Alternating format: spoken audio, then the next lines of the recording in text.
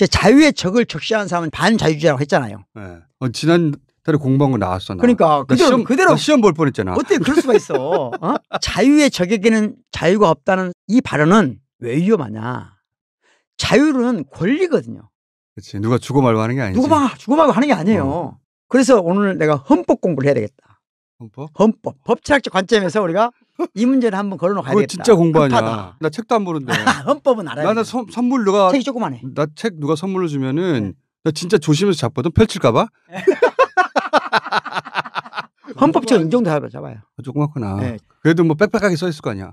손바닥 헌법책에 보면 이 안에 김구 선생님의 이야기부터 우리 이제 처음 헌법을 만들었을 때부터 쭉 있어요. 있는데 조그만 책이 다 들어서 제가 우리 광주 시민자유대 회원들한테 꼭 사주거든요.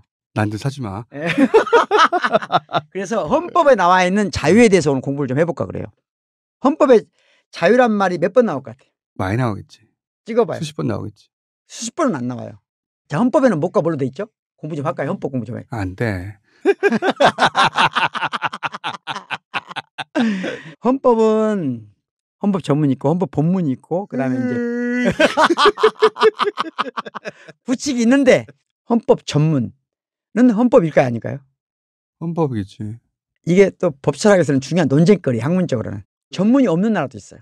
그래서 헌법이냐 아니냐를 논쟁이 있어요. 나라마다 다르겠죠. 근데 우리나라는 헌법재판소나 대법원 판결에 헌법 전문을 근거로 한 판결이 많아요. 따라서 우리는 헌법 전문도 헌법이라고 보는 게 맞아요. 아니 헌법 아래 써 있는데 그거를 그러면 당연히 헌법이라고 봐야지 왜 그거 가지고 그러니까 고민하고 안 그래. 생각하는 법학자들이 많아요. 왜 신경 써 그 사람들한테. 전문을 포함해서 우리나라 헌법은 130조로 돼 있는데 그 안에 전문 포함해서 자유란 말이 단일 개념으로는 19번 등장해요. 많이 등장하네요. 그리고 복합 개념으로 2번 등장해요. 복합 개념이 뭐야? 다른 말을 합쳐서. 어떤 식으로? 헌법 4조에 나오는데 자유민주적 기본질서란 말이 나와요. 자유민주적? 그러니까 헌법 전문에 뭐라고 나오냐면 자율과 조화를 바탕으로 자유민주적 기본질서를 더욱 확고히 하여 이런 말이에요. 이거는 자유와 민주적이 하나의 형용사로 쓰여 쓴 거잖아요. 이걸 가지고 우리나라의 우파들은 우리나라는 자유민주주의 국가 체계다고 주장하는 사람도 있어요. 내가 그 말 들을 때마다 항상 이상했거든. 내가 그걸 오늘 설명해 주려는 거예요. 뿌리를 파주려고. 뿌리를 파주려고. 왜 이상했냐면 아니 민주주의에 자유의 개념이 이미 포괄하고 있는데 뭘 자유민주주의야 이 새끼들은. 맨날 자유민주주의래. 저거 개념을 지들 만들어낸 것이다. 이렇게 생각했거든. 내가 철학적 근본이 없잖아 내가. 그렇지. 왜냐면 항상 시장경제와 자유민주주의. 그렇죠. 민주주의는 이미 포괄하고 있잖아. 자유라는 개념을. 그렇죠. 저 새끼 어디서 저거 따왔지 그랬는데 여기서 따왔구나. 그러니까 자유민주적 기본질서라는 이 헌법의 표현에 근거로 우리나라 보수당이 우리나라 국가체계는 자유민주주의다라고 주장하는 거예요. 거기서 사기를 쳤구나. 그렇죠. 자유민주적 기본질서라는 건 기본질서를 형용하는 자유주의적이고 민주주의적인 그렇죠. 이런 말 아니야. 그렇지. 금방 알 수 있는데 이거를 자유민주주의라는 단어로 만들어낸 거구나. 그렇지. 사기를 쳤네. 사기를 쳤다고 생각하는 사람은 이미 다른 편인 거예요. 이해했어. 네, 이게 4조에 한번 더 나와요. 4조에는 어떤 맥락에서 나오냐면 대한민국은 통일을 지향하며 자유민주적 기본질서에 입각한 평화적 통일정책을 수립하고 이를 추진한다예요. 이렇게 한 이유는 알겠어요. 왜냐하면 이 보수의 사실은 이데올로기라는 게 진짜 없잖아 내용이. 네. 내용이 없어요 진짜. 아무 내용도. 그러니까 그럴듯하고 사람들이 좋아할 만한 단어를 따와야 돼. 그렇지. 북한은 자유가 없고 우리는 자유가 있으니까. 그렇지. 아주 위험한 역사와 논리가 있어요. 뿌리로 가봐야 되잖아요. 뿌리. 자유민주적 기본질서란 말은 독일에서 온 말이에요. 독일 헌법에서. 요 말 자체는 네. 독일을 번역한 거예요. 애초에 그 독일 원어는 뭐예요 이게? 근데 그거 나중에 이따 좀 더 어려우니까 천천히 갈게요. 네, 천천히 갈게요. 무슨 우리 거부터 따져보자. 우리 거부터. 자, 첫째는 자유민주적 기본질서란 말하고 어준 씨는 금방 구별하잖아요. 자유민주주의란 말은 다른 말이다. 근데 보통 시민들은 그 말이 같은 말 아니야 이렇게 생각하면 더 많이 설득돼요. 비슷한 단어가 계속 나오니까. 네. 저 여기서 먼저 정확히 정리하면 국가 체계로 자유민주주의라는 표현을 쓰진 않아요. 어디서. 그러니까 이건 국가 체계를 가리키는 말이 아니다. 아까 말한 형용사 표현이잖아요. 형용사. 이거 언제 들어왔을까 처음에. 유신헌법 때 생긴 말이에요. 아, 박정희에 있는 거야? 그렇지. 의도가 있네. 그렇지. 72년 유신헌법 전문에 처음 등장해요. 박정희 대통령께서 가장 큰 컴플렉스가 레드 컴플렉스였거든요. 본인 스스로가. 자기가 남조선 출신이니까. 남조선 출신이고 형이 북한에 갔기 때문에. 박정희 대통령이 처음 대통령이 될 때 그를 빨갱이로 몰아붙인 사람이 윤보선이거든요.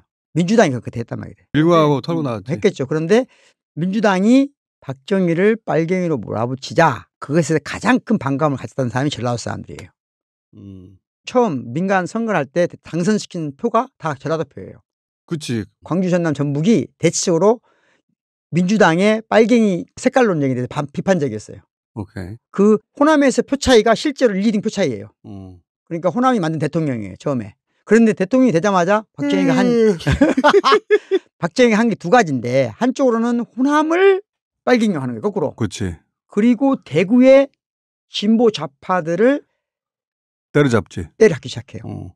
그러면서 대구에서 진보 좌파의 오랜 뿌리를 아예 뿌리게 뽑아버려요. 다 뽑아버리지. 네. 그러면서 유신이 되고 자기야말로 자유주의, 민주주의 화신인 것처럼 내세우기 위해서 헌법에 자유민주적 기본질서란 말을 넣은 거예요. 무서운 말이죠. 목적이 분명했던 단어였네. 처음부터. 무서운 말이죠. 그전에도 민주적 기본질서란 말은 있었어요. 주권과 관련돼서 표시할 때 우리 헌법에 민주적 기본질서 입각해야 된다는 표현이 있었는데 거기다 자유자를 붙인 것은 유신헌법 때예요. 오케이. 문제는 뭐냐. 자유민주적 기본질서라는 이것을 인용해서 많은 독재를 정당화해 왔거든요. 그렇지. 우파들이. 그렇지. 그러니까 이건 없애야 된다 생각했어. 근데 없앨 수가 없는 거예요. 그렇지.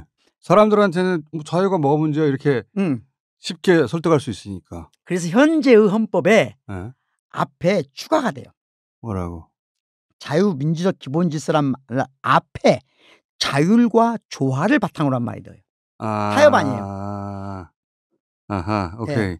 요 자유가 박정희 유신헌법이 말하던 그 자유가 아니라는 걸 말하기 위해서. 그러니까 자율과 조화를 바탕으로 한 자유민주적 기본질서가 우리 헌법 전문에 있는 거예요. 그러니까 정적을 자유의 적의 이름으로 죽일 수 없도록. 그렇죠. 이게 중요한 거예요. 그렇지. 그러니까 정적을 자유의 이름으로 죽이는 것이 박정희의 유산이라는 것에 대한 합의, 현행 헌법 합의예요. 좌우 87년 우리 체계에서 합의를 한 거예요. 이해했어. 그러니까 자유의 적을 적시하고 그걸 정적으로 만들고 이건 헌법 위반이에요. 반헌법적이네. 그렇죠. 대한민국 헌법재판소가 이걸 의미를 판단해서 판결문에 나와 있어요. 1990년 판결문에 있어요. 그러니까 헌법재판소가 자유민주적 기본질서에 유예를 준다 하면 모든 폭력적 지배와 자의적 지배, 즉 반국가단체의 1인 독재 내지 일당 독재를 배제하고 다수의 의사에 의한 국민의 가치, 자유평등의 기본원칙에 의한 법치주의적 통치질서의 유지를 어렵게 만드는 거예요. 한마디로 말하면 뭐냐요? 독재예요, 그냥. 요거 지금 왔다 갔나? 그렇지.